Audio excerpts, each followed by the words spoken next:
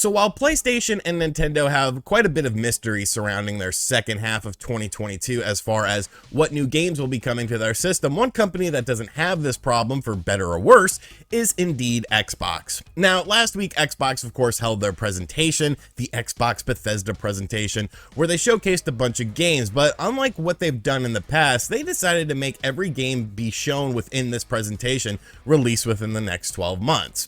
Now, when you look at Xbox, obviously they're in a bit of a different position than when they started this year. When they started this year, there was rumors, hopes, sort of leaks that a lot of these first-party games that Xbox had been working on, all these partnerships, all these purchased companies and studios would finally start showing the fruits of their labor, but unfortunately that doesn't seem to be the case. Starfield and Redfall were both supposed to be big 2022 releases for Xbox, but of course those games have now been pushed to 2023.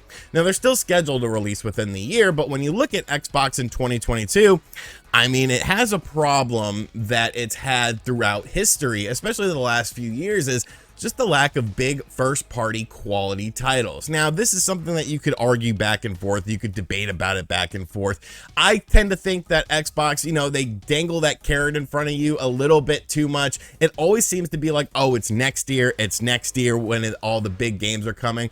But whatever the case may be, we at least now know what 2022 looks like for both Xbox and Xbox Game Pass. And I think it's important to go over the things there because maybe it's not quite as bleak as people are making it out to be. Maybe the Xbox brand can survive through this sort of 2022 drought and make it into 2023 when things really should be starting to ramp up. So today I just kind of want to talk about how Xbox looks in 2022, what they could sort of do to supplement things, and how they're going into the next year when it comes to new game releases.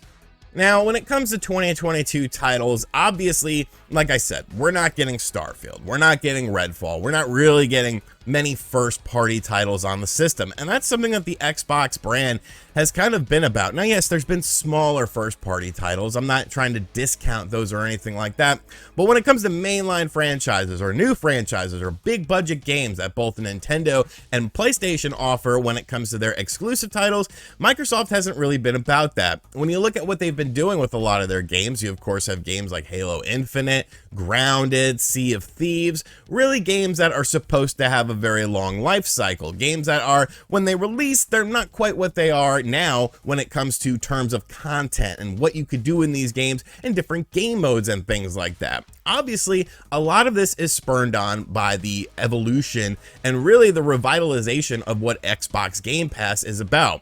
When you watch this presentation from Xbox and Bethesda, you realize how important Game Pass is to the company, because pretty much everything they talked about was indeed a Game Pass game.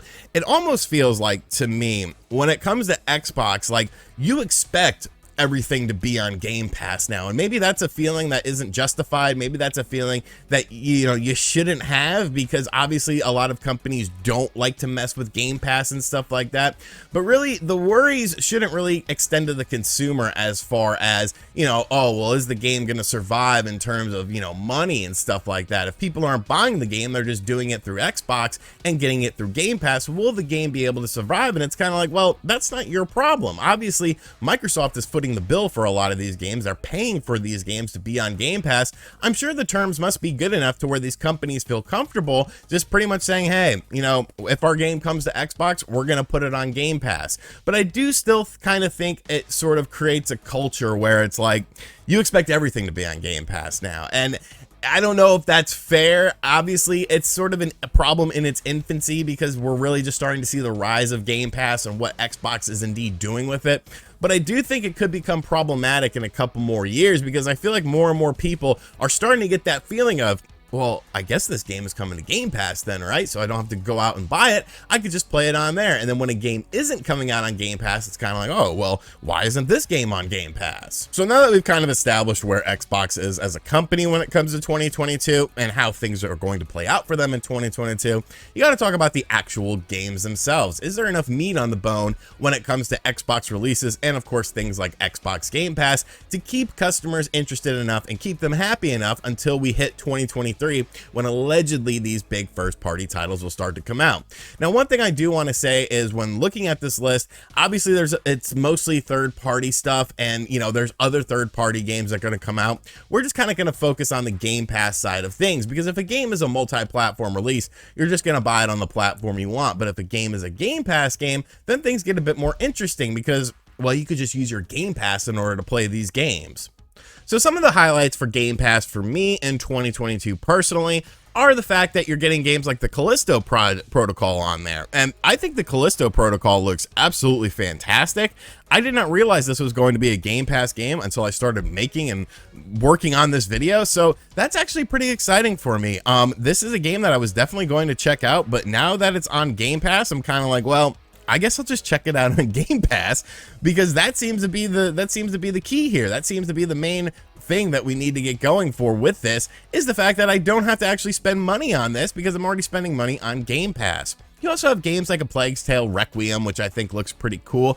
Naraka Blade Point, which I think has a lot of potential. I need to see more from that game, but I do think that it looks like a decent enough game. You have Lightyear Frontier, which, I mean, I'll never play. High on Life, which a lot of people seem to be excited for. Personally, I don't know. It was just a little too over the top for me.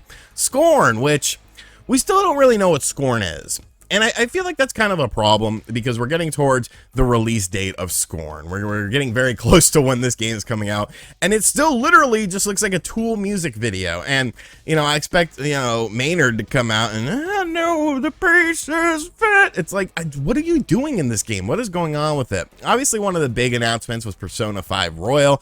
Other Persona games will be coming to the system as well. So, there's a good mixture of stuff on here. I don't think it's all AAA banger stuff, but that's okay. I mean, you can have smaller supplemental games that make things exciting. We just had Turtles Shredder's Revenge release on Game Pass. Honestly, probably my game of the year thus far. It could very well be my game of the year for the rest of the year. So there's a lot of stuff coming via Game Pass, and I feel like when we're talking about the element of surprise, when we're talking about what Xbox can do to make things interesting in 2022, it's obviously not going to be talking about games that are going to be releasing in 2022. But one avenue that they can explore is the surprises of Game Pass. Obviously, the Persona games coming to Game Pass was a surprise for a lot of people. A lot of people never expected, these games to end up on Xbox, but Microsoft is willing to foot the bill to make this happen because there is a bit of scrutiny when it comes to JRPGs on the Xbox, that whole sort of mentality that, hey, they don't really sell all that well. And there is statistical data to sort of back that up. Obviously, there were, back in the Xbox 360 days, they tried to make that a thing. They tried to make, first-party RPGs a thing with the Japanese sort of flair to it, and it never really just took off for them. So they've kind of shied away from it a bit more, but I do feel like adding in Persona, it's a good thing. When you look over the list, I feel like there's enough variety for everyone. There's enough interesting stuff. Now, you're still missing out on those first party titles, and that's just something that Xbox owners are going to have to accept and move on with. Your Forzas, your Redfalls, your Starfields, they're not coming out till next year. As much as I wanted Forza to come out this year, I think it looks absolutely phenomenal. But I don't think it's quite as bleak as people are making it out to be. People are like, oh, well, Xbox, it's another wasted year. And maybe to some extent it is, but there were things that were outside of their control that they couldn't really do anything with. You could talk about management at a lot of these Xbox companies, and I would have that conversation with you. But when you're talking about games like Stalker 2, like, that was obviously outside of their control. That company is based over in a region that's having a lot of, issues right now, to at least say the least. So that's not something that Xbox could have predicted that was going to happen, or, can control that. Within their internal studios, you could have a debate on what the management is actually doing. Is it a bit too lax? Are companies just, willy-nillying when it comes to developing their games? It's a conversation for another day. But overall, looking at Xbox in 2022, it's pretty much what you've had with Xbox. It's pretty much what you've had. You haven't had those big AAA titles quite yet. They're sort of dangling that carrot in front of you, and there's supplemental stuff. Obviously, third-party companies are going to be releasing all of their games, or most of their games, on the Xbox, games that we haven't even talked about. But these are the main games I wanted to focus on, because really, Xbox, as much as I've said it before, I don't really think they care about selling systems. I don't think, I think if the Xbox Series X sold one system, like, whatever, like, they want people on Game Pass. They want people playing their games on Game Pass. That seems to be what they're making money on right now. And the strong emphasis of Game Pass at all of their presentations, at all of their announcements, is something that is becoming ingrained in the brand. It's something that you assimilate right now when you're talking about Xbox, because you expect every Xbox game to be available on Game Pass now. Is it doom and gloom for 2022? I mean, I don't know. I definitely don't think so. I think your diehard Xbox fans are going to be ride or die no matter what. Like, even if you don't have these bigger third-party titles that are on the system, they would still find something to play. Maybe they could revive Halo Infinite and actually make it interesting, because it's not interesting right now. I've just sort of quit that game. But the element of surprise with Game Pass, I think that's something that they can keep fans excited with enough. And obviously, you know, things are changing at Xbox. What was supposed to be a banner year for the company, and tons of titles coming out in 2022 from these studios that they've acquired and from studios that have supposedly been working on games for a very long time. Unfortunately, that's not the case. You're going to have to wait until 2023, but there might be enough meat on the bones for you to enjoy Xbox in 2022, at least the second half of the year. So let me know what you think about this in the comments section down below. I really don't know what spurred on this video. I guess we talked about it a bit on the Spawncast last night, so, you know, I like to talk about Xbox. I like to talk about PlayStation. It's just that I gotta, you know, get you guys to want me to talk about those systems and get you guys interested in my thoughts on those systems, because for whatever reason, everyone just pins me as a Nintendo guy, and it's like, I know a lot more than that. I can have conversations about a lot more than that. Hope you guys enjoyed the video, though. Be sure to share it around. Leave me your thoughts in the comments section down below. Like the video, hit the subscribe button if you're new, and as always, I'll check you guys out on the next video.